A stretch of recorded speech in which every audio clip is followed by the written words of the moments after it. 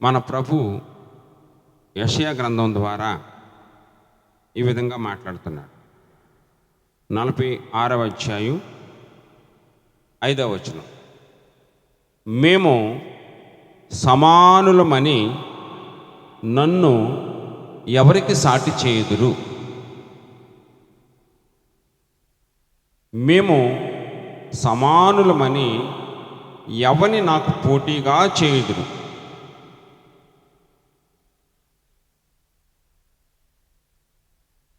యెషయా ప్రవక్త ద్వారా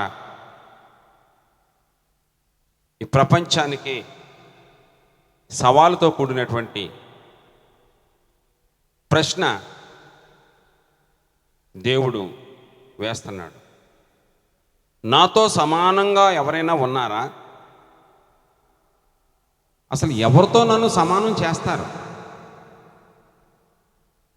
అని ప్రభు అడుగుతున్నాడు. మన ప్రభు రాజులకు రాజు, భూపతులకు అధిపతి. ఆయన మృతులను సజీవులుగా చేయువాడు, మృతులలో నుండి లేపబడినవాడు, సర్వశక్తిమంతుడు, సర్వోన్నతుడు అని ఆయనకి చాలా పేర్లు ఉన్నాయి. కాబట్టి ఆయన గురించి ఆయనే చెప్తున్నాడు. యెషయా గ్రంథము 43వ అధ్యాయము 10వ వచనంలో, నాకు ముందుగా ఏ దేవుడును నిర్మింపబడలేదు, నా తరువాత ఏ దేవుడు ఉండడు. ఆయనకు ముందు ఏ దేవుడు నిర్మింపబడలేదు, ఆయన తర్వాత ఏ దేవుడు ఉండడు అనే వాక్యాన్ని బట్టి మనం పరిశీలన చేస్తే, ఆయనకు ముందున్నటువంటి దేవుళ్ళు ఎవరైనా సరే ఒకసారి ఆలోచన చేస్తే వాటి శక్తి ఏంటో, అలాగే ఆయన తర్వాత వచ్చినటువంటి దేవుళ్ళు కానీ వాళ్ళ శక్తి ఏంటో మీరు కొంచెం గ్రహించగలరు.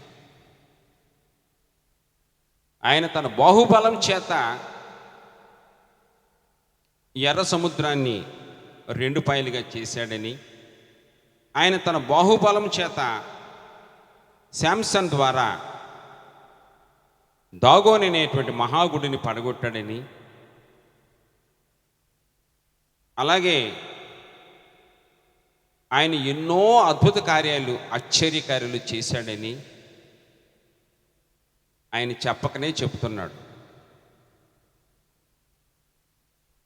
అయినప్పటికీ ఇశ్రాయేలీయులు ఆయన చేసినటువంటి ఆశ్చర్యకార్యాలు గుర్తించకుండా ఆయనని విడిచిపెట్టి వ్యర్థమైన దేవతలను చేసుకుని పూజించుకుంటూ వెళుతున్న సందర్భంలో ఆయన కోపం రగిలి ప్రచండ కోపంతో ఆయన దూతలు వచ్చి అనేక మందిని సంహరించినట్టుగా కూడా మనం దైవ గ్రంథంలో చూస్తున్నాం. కాబట్టి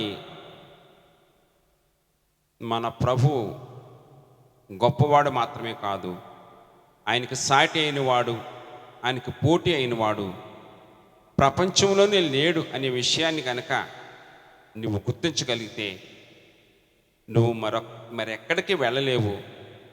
నీకు జరగబో సంగతులు ఎలా ఉన్నాయో తెలుసుకోవటానికి ఎక్కడికి వెళ్ళక్కర్లేదు. ఆయన మాత్రమే నీ హృదయంలో నివసిస్తూ ముదిమి వచ్చే వరకు ఎత్తుకొని వాడును నేనే అని నీకు వాగ్దానం చేస్తున్నాడు. వాగ్దానం చేసిన వాడు నమ్మదగిన వాడు కాబట్టి నిన్ను విడిచిపెట్టకుండా మరణ పర్యంతం వరకు నీతోనే ఉండి నిన్ను చేయి పట్టుకుని నిన్ను నడిపిస్తాడన్న సంగతి ఈరోజు నువ్వు మర్చిపోకుండా విశ్వసించగలిగితే దానికి మించిన మరో భాగ్యం నీకు లేదన్న విషయాన్ని మీకు తెలియచేస్తున్నాను.